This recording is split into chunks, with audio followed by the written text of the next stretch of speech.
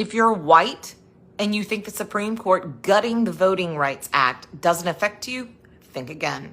Because that instinct that this is someone else's problem, that it won't affect me, just them, is how we ended up here. Exactly. What actually happened was the Supreme Court didn't just weaken the Voting Rights Act for voters of color. They dismantled the enforcement mechanism that makes your vote, your white vote, mean something too. Because the truth about voter suppression is that nobody says this part out loud. It's that it's never about race. It's always been about power. The big guy versus the little guy. Make no mistake.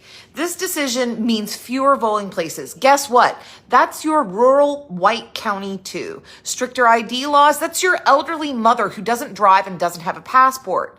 Purged voter rolls, that's your kid who moved home from college. Early voting cuts, that's you working 2 jobs trying to get to the polls on a Tuesday before they close. The architecture of suppression doesn't check your skin color at the door. It checks your income, your zip code, whether you have the flexibility in your schedule, whether you can afford to wait in a 4-hour line. They gut the Voting Rights Act, and what they really gut is the guardrail, the legal infrastructure that allows anyone to challenge a law designed to make voting harder. Without it, state legislatures move faster.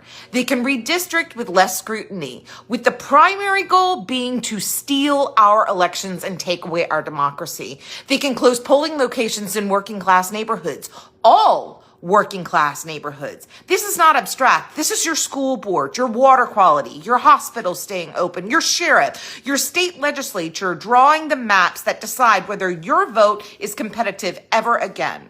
The Voting Rights Act was not now or ever was a black gift. It was an American promise, written in blood, in Selma on a bridge, by people who understood that democracy is not self-executing. Someone has to guard it. And if you've been sitting on the sidelines thinking this fight wasn't yours because you're white, you are wrong. They're coming for you too. Stay steady, eyes open, guard the republic.